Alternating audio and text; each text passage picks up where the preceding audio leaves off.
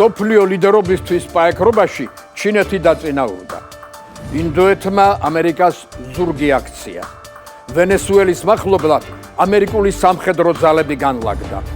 სისხლიანი ტერაქტი მიუნხენის ოლიმპიური თამაშების დროს ჩვენს ისტორიული მოვლენების რუბრიკაში. სულ რამდენიმე წამში მოგიყვებით, მე ნუგზარ რუხაძე ვარ.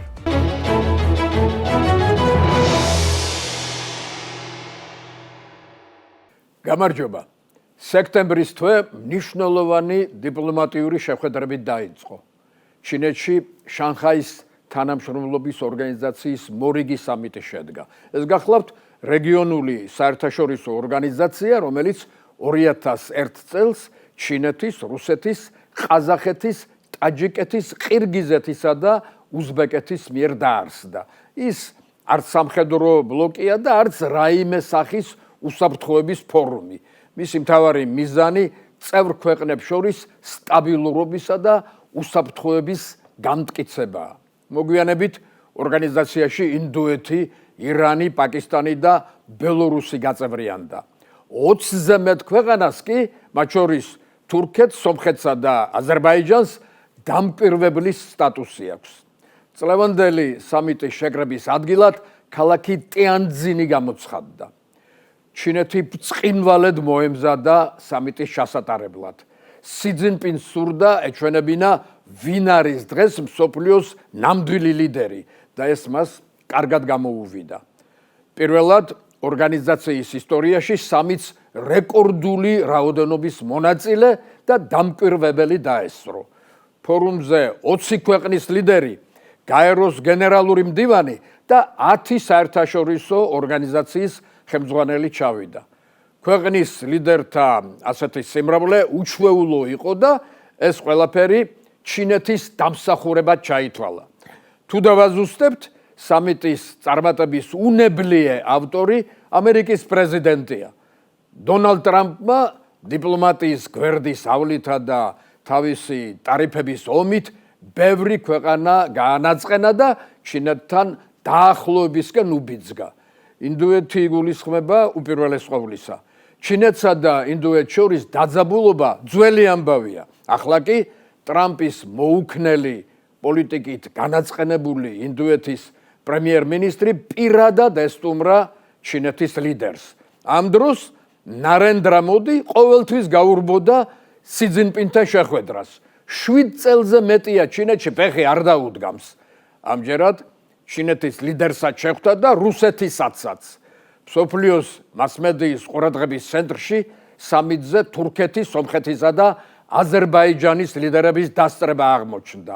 კულუარებში არაერთი პირისპირი შეხვედრა გაიმართა. სომხეთის პრემიერი ვლადიმირ პუტინს შეხვდა. ერდოღანი სომხეთისა და აზერბაიჯანის ლიდერებს. მათ სომხურ-აზერბაიჯანული სამშვიდობო დღის წესრიგი განიხილეს და კონსტრუქციული დიალოგის ურთიერთმდობისა და რეგიონული სტაბილურობის მნიშვნელობას გაუსვეს ხაზი. დასავლეთის მასმედიამ და ექსპერტებმა ჩინეთის ლიდერის დიპლომატიური ტონი და სტილი შეაქეს. მას ტრამპისგან განსხვავებით არავინ არ გაუკიცხავს და არც არავისთვის წაუყენებია ულტიმატუმი.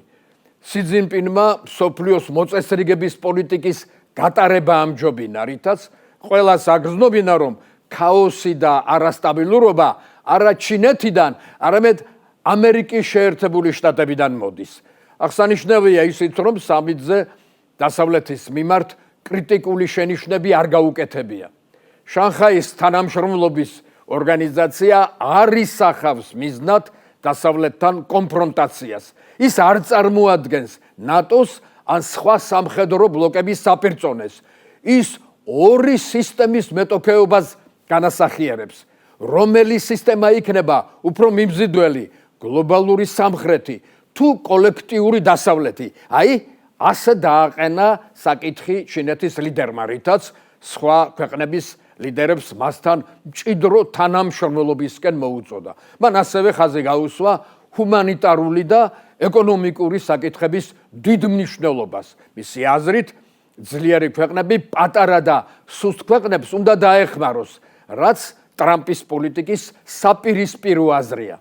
სამიტის შემდეგ პეკინის ცენტრში ტიანანმენის მოედანზე ჩინეთის სახალხო გამათავისუფლებელი არმიის სამხედრო აღლუმი ჩატარდა, რომელიც მეორე მსოფლიო ომში იაპონელ დამპყრობლებზე ჩინელი ხალხის გამარჯვების 80 წლის თავს მიაძღვნა. აღლუმს ჩინეთის ლიდერის გარდა რუსეთის, ჩრდილოეთ კორეის, ირანისა და სხვა ქვეყნების ლიდერები დაესწრნენ. დასავლეთის მასმედიის აზრით ეს აღლუმიც ჩინეთის ძლიერების დემონსტრირება იყო. მოკლედ, შანხაის თანამშრომლობის ორგანიზაციის სამიტი მსოფლიო ლიდერების შეხვედრის არენად იქცა. ევროპის მასმედიამ გულდაწყვეტილმა აღნიშნა, რომ ჩინეთი მართლაც მსოფლიოს ლიდერი ხდება, რუსეთმა კი იზოლაცია გაარღვია.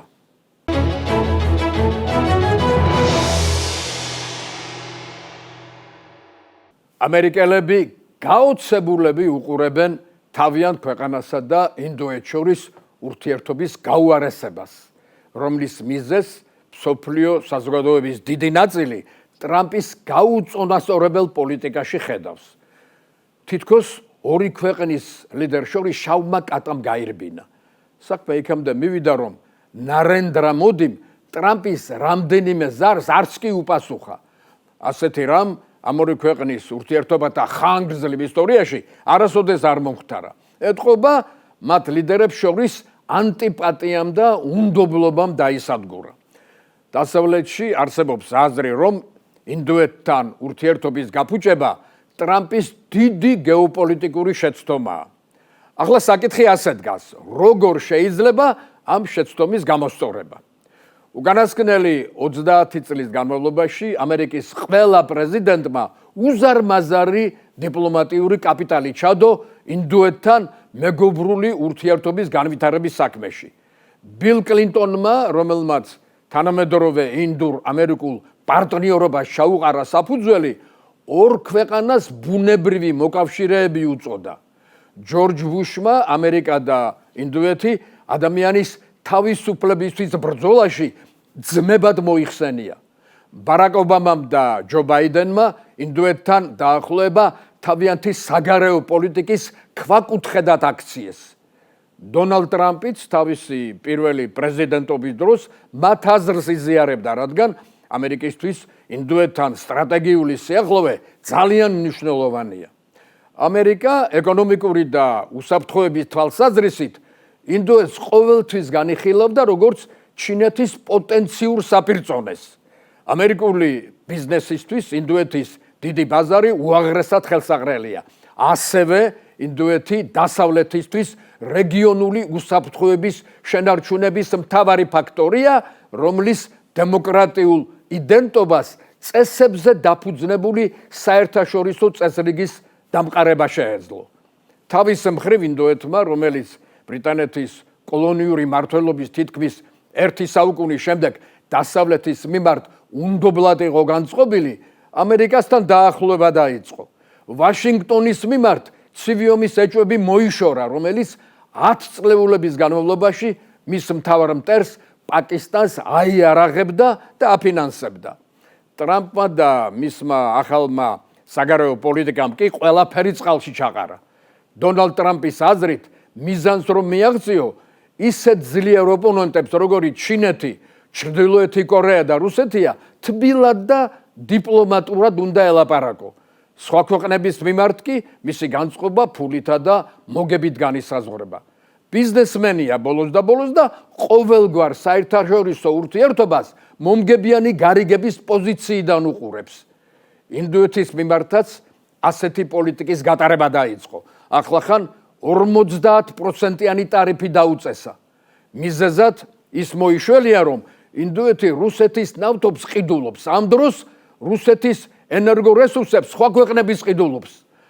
ამერიკული მასმედიის აზრით, ორ ქვეყანას შორის ურთიერთობის გაფუჭების მთავარი მიზეზი ტრამპის ჰეგემონიზმი, პირადი ეგო და რეგალიებისკენ სწრაფვა. მთელმა მსოფლიო მიცის, რომ მას ნობელის პრემიის ლაურეატობა სწადია, რასაც არც თავად და არც მისი ადმინისტრაცია არ მალავს. ტრამპისა და პუტინის ამასწინანდელი შეხვედრის შემდეგ ტრამპის მრჩეველმა სტივ ვიტკოფმა ნობელის პრემიის კომიტეტს ტრამპის მშვიდობის პრემიით დაჯილდოებისკენ პირდაპირ მოუწოდა. ტრამპმა ინდოეთსა და პაკისტანს შორის მცირეხნიანი სამხედრო კონფლიქტის დასრულება თავის დამსახურებად მიითვალა, რამაც ინდოეთის მთავრობა სასტიკად გააღიზიანა. ცნობილია, რომ პაკისტანთან დავაში ინდოეთი არავის არ რევს. ნარენდრა მოდიმ, რომელიც წინათ ამერიკის პრეზიდენტთან სიახლოვით ამაყობდა, შეურაცხყოფად მიიღო თეთრმა სახლმა სადილზე პაკისტანის არმიის მთავარსარდალი რომ მიიწვია. ტრამპის ტარიფებმა ხომად ურთიერთობა სულ მოუღო ბოლო. ამის შემდეგ ნარენდრა მოდიმ ტრამპთან ურთიერთობა შეწყვიტა და დემონსტრაციულად თბილი შეხვედრები გამართა ვლადიმირ პუტინთან და სი ძინპინთან. ჩინეთის გახარებულმა ლიდერმა ინდოეთის პრემიერ-მინისტრი ხელგაშლილად მიიღო. ამით ნარენდრა მოდიმ ტრამპს დიპლომატიური გაკვეთილი ჩაუტარა. აცნობა რა, რომ თანამედროვე მსოფლიო აღარაა ერთ ან ორ პოლუსიანი.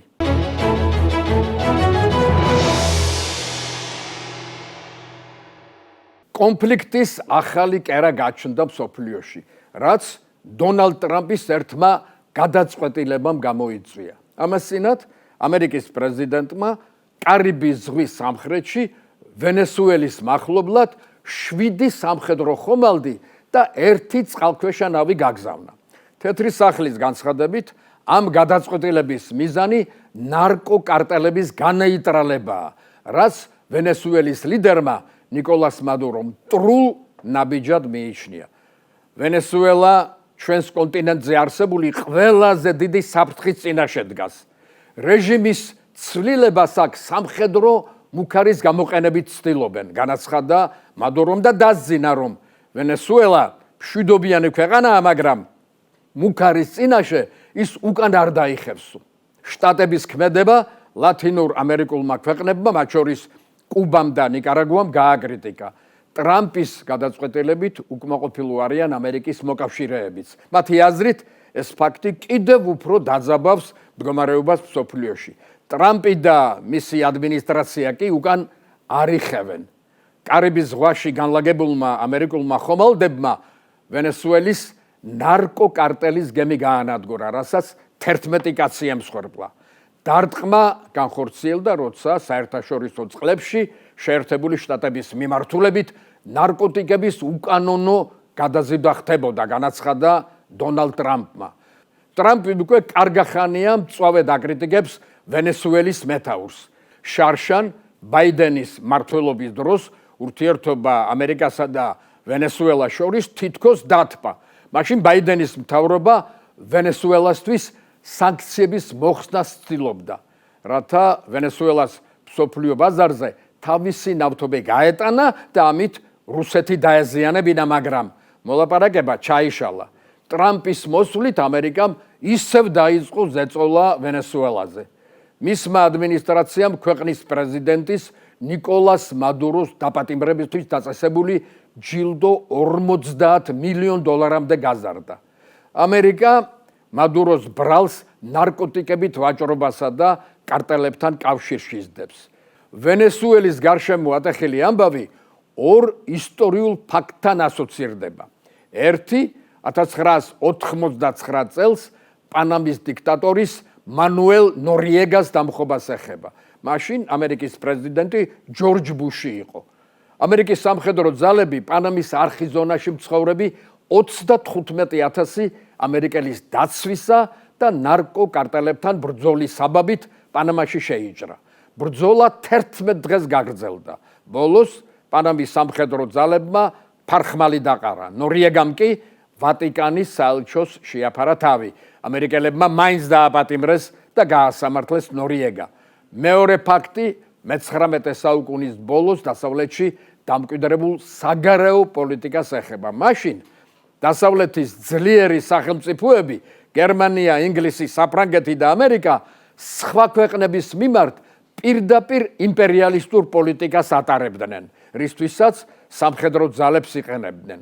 ფაქტობრივად, ეს ძლიერი ქვეყნები სუსტი სახელმწიფოების მიმართ დაშინების პოლიტიკას ეწეოდნენ, რასაც gunboat diplomacy ეწოდა. ასეთი პოლიტიკის მიმდევარი იყო ამერიკის 26-ე პრეზიდენტი თეოდორ რუზველტი. ის ლათინური ამერიკის ქვეყნების მიმართ დაშინების პოლიტიკას მიმართავდა. ამიტომ მას კარიკატურებში დიდი კომბლით ხელში ხატავდნენ ხოლმე.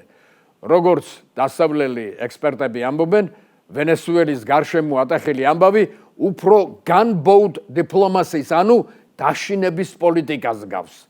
ვენესუელასთან ახლოს განლაგებული ამერიკული სამხედრო ძალები ჯერჯერობით მცირე რიცხოვანია, რომელიც მადუროს ძალაუფლების დამხობას ვერ შეძლებს. ნორიეგას დამხობას 20,000 ამერიკელი სამხედრო პირის ძალისხმევა დასჭირდა. ამჟამად კარიბის ზღვაში ვენესუელის მახლობლად მხოლოდ 4,500 ამერიკელი ჯარისკაცია. თან დონალდ ტრამპს ახლა ხელს არ აძლევს ახალი კონფლიქტის გაღვივება. პირიქით, ის თავს იწონებს როგორც მშვიდობის მყოფელი და შემრიგებელი პოლიტიკოსი. გარდა ამისა, ჩინეთთან დაპირისპირების ვითარებაში მას არ სურს ძალების გაფანტვა, მაგრამ როგორც ამერიკის მასმედია იუწყება, ტრამპი იმდენად არაორდინალურად იქცევა, რომ მისგან ყველაფერია მოსალოდნელი.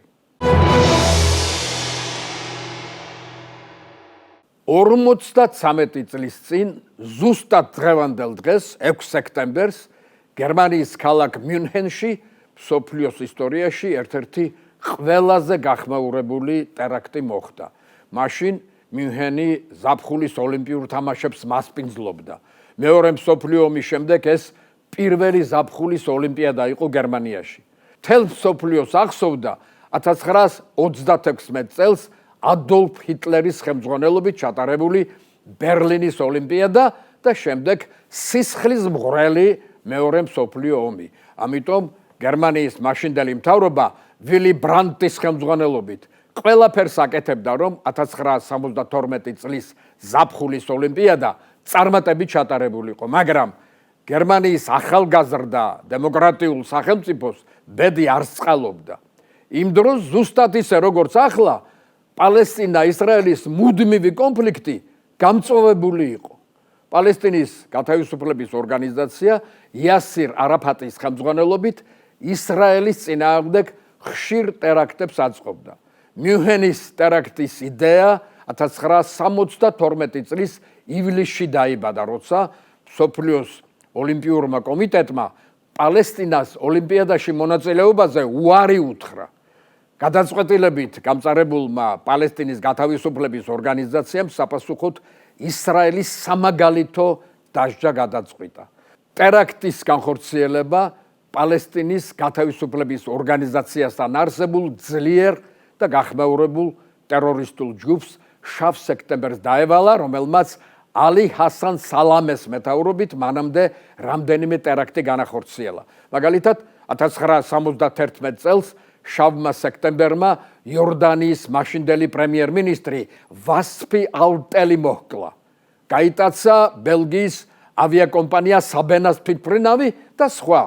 მიუნჰენის ტერაქტს შავი სექტემბრის ერთ-ერთი ლიდერი აბუ დაუდი ხელმძღვანელობდა. მისი ჯგუფის აზრით, ტერაქტის განხორციელება ყველაზე უპრიანი მიუნჰენის ოლიმპიურ ქალაქში იქნებოდა. გერმანიის მაშინდელმა ხელმძღვანელობამ გადაწყვიტა ოლიმპიური თამაშები ხელგაშლილად და თავისუფალ გარემოში ჩაეტარებინა. შესაბამისად, მიუნჰენშიც და ოლიმპიურ ქალაქშიც უსაფრთხოების ზომები მკაცრი არ იყო, რითაც კარგად ისარგებლეს პალესტინელმა ტერორისტებმა. ორი ტერორისტი ოლიმპიურ ქალაქში სერვისის განხრით სამუშაოდ მოეწყო. მათი დახმარებით ტერორისტებმა კარგად შეისწავლეს ოლიმპიური ქალაქის გეგმა, ისრაელის დელეგაციის ადგილსამყოფელი და მისი განრიგი. ტერორისტებმა ტერაქტი ოლიმპიური თამაშების მეორე კვირას განახორციელეს. 4 სექტემბერს საღამოს ისრაელის დელეგაციის წევრები კულტურულ ღონისძიებას დაესწრნენ, შემდეგ ივახშმეს და ავტობუსით ოლიმპიურ სოფელში დაბრუნდნენ. დილის 4 საათსა და 30 წუთზე 8 ტერორისტი გამოჩნდა ტერიტორიაზე. სპორტულ ფორმაში გამოწყობილი პალესტინელები, რომელთაც მხარზე იარაღითა და ასაფეთქებელი მასალით გატანილი ჩანთები ჰქონდათ გადაკიდებული, ისრაელის დელეგაციის კორპუსისკენ გაემართნენ. ამ დროს კურიოზული სცენა გათამაშდა. როცა ტერორისტები ისრაელის დელეგაციის კორპუსთან ღობეზე ძვრებოდნენ, იქვე რამდენიმე ამერიკელი და კანადელი სპორტსმენი გამოჩნდა. მათ ეგონათ ისრაელის სპორტსმენებს გასაღები დაავიწყდათ და ღობეზე გადაზრომაში დაეხმარნენ. ტერორისტებმა ისრაელის დელეგაციის კორპუსში შეაღწიეს. ჭიდაობის მსაჯს იოსებ გუთფროინდს არ ეძინა. მან ისრაელის დელეგაციის წევრების გაღვიძებას სცადა. ატყდა ჩოჩქოლი. ისრაელის სპორტსმენებმა პალესტინელების განიარაღებას სცადეს. შეხლა-შემოხლაში ჭიდაობის მეორე მსაჯი მოშე ვაინბერგი სასიკვდილოდ დაიჭრა. პალესტინელებმა მთელი დელეგაციის მძევლად აყვანა მოახერხეს. დილის 6 საათზე ტერორისტებმა გერმანიის მთავრობასა და ოლიმპიურ კომიტეტს ულტიმატუმი წაუყენეს.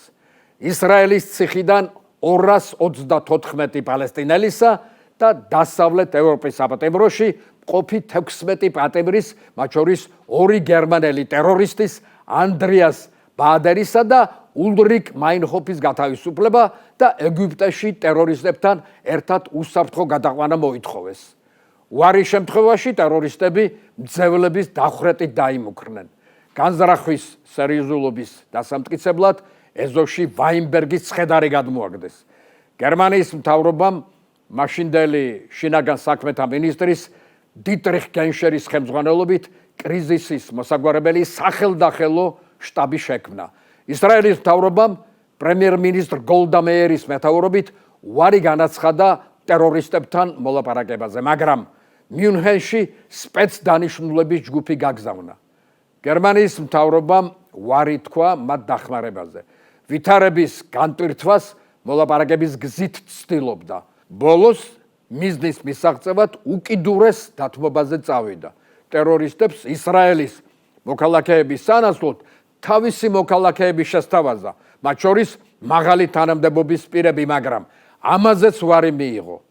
გერმანიის ხელისუფლებამ მზად იყო ბევრი რამ გაეკეთებინა მათ მიწაზე ებრაელთა დაღუპვის თავიდან ასაცილებლად, მაგრამ გერმანელები პანიკა მოიცვა. ისინი არ იყვნენ მზად ტერაქტთან გასამკლავებლად.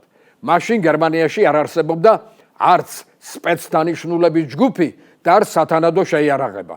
ოლიმპიურმა კომიტეტმა თავიდან უარი თქვა თამაშების შეჩერებაზე. მოგვიანებით კი ერთი დღის პაუზაზე დათანხმდა. გერმანელებმა რამდენიმე გეგმა შეიმუშავეს, თუმცა ყველა კრახით დასრულდა. მაგალითად, ვერ მოხერხდა კონდიცირების სისტემაში გაზის გაშვება, რადგან საჭირო შემადგენლობის გაზი ვერ მოიძებნა. ჩაიშალა მიმტანებად გადაცმული შეიარაღებული სპეცრაზმის შენობაში შესვლის გეგმაც, რადგან ტერორისტებმა უარი თქვეს უცხო პირთა მიღებაზე და საკვების კარებთან დატოვება მოითხოვეს. შენობის შტურმით აღებას კი ჟურნალისტებმა შეუშალეს ხელი, რომლებიც სპეცოპერაციის მომზადებას იღებდნენ და პირდაპირ ეთერში აჩვენებდნენ. ტერორისტები კი ამ დროს ტელევიზორს უყურებდნენ. მალე ტერორისტებმა მძევლებთან ერთად კაიროში გაფრენა მოითხოვეს. ეგვიპტის მთავრობამ უარი თქვა მათ მიღებაზე, მაგრამ მძევლების აეროპორტში გათავისუფლების იმედით გერმანიის მთავრობამ იცრუა თითქოს ყველაფერი მოგვარებული იყო. ოლიმპიური სოფლიდან ტერორისტები მძევლებთან ერთად ვერტმფრენით სამხედრო აეროდრომზე გადაიყვანეს, სადაც მათ თვითმფრინავი ელოდებოდათ. იქვე იყვნენ მფრინავების ფორმაში გადაცმული გერმანელი პოლიციელები. გერმანელებმა აეროპორტის შენობაზე სნაიპერებიც დააყენეს. როგორც კი ტერორისტები ავტობუსიდან გადმოვიდნენ, სნაიპერებმა ცეცხლი გახსნეს. ტერორისტები ამისთვის მზად იყვნენ და სნაიპერებს სროლითვე უპასუხეს. აეროდრომი ქაოსმა მოიცვა. შეტაკებაში ტერორისტებმა ყველა მძევალი მოჰკლეს. გერმანელმა პოლიციელებმა 5 ტერორისტი გაანადგურეს და 3 დაიჭირეს. გერმანიის მხრიდან ერთი პოლიციელი სასიკვდილოდ დაიჭრა.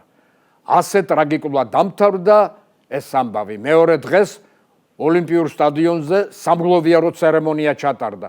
საბჭოთა კავშირის ნაკრები ცერემონიაზე არ გამოცხადდა. 10 არაბულმა ქვეყანამ უარი თქვა დაღუპული ებრაელი სპორტსმენების პატივსაცემად ეროვნული დროშის დაშვებაზე. ერთდღიანი პაუზის შემდეგ სპორტული შეჯიბრებები განახლდა, თუმცა გულშემატკივართა შეთხელებული რაოდენობით. როგორც ისტორიკოსები ამბობენ, მომხდარის შესახებ გოლდა მეიერმა თქვა, ისევ გერმანიაში ხოცავენ ებრაელებს, მაგრამ მსოფლიო ამას მშვიდად უმზერსო. მოგვიანებით ისრაელის მთავრობამ შავი სექტემბრის განადგურება გადაწყვიტა. ასე დაიწყო ოპერაცია ღვთის რისხვა, რომელმაც 20 წელი გასტანა. ისრაელმა ყველა ტერორისტი გაანადგურა, ვიზეც კი ეჭვი ჰქონდა. დღეს ასე დავასრულებ, მადლობა ყურადღებისთვის, გულწრფელად მახარებს, რომ ისევ ერთად ვართ. მე ნუგზარ უხაძე ვარ და მომავალ შაბათს ხელახლა გეწვევით. ნახვამდის.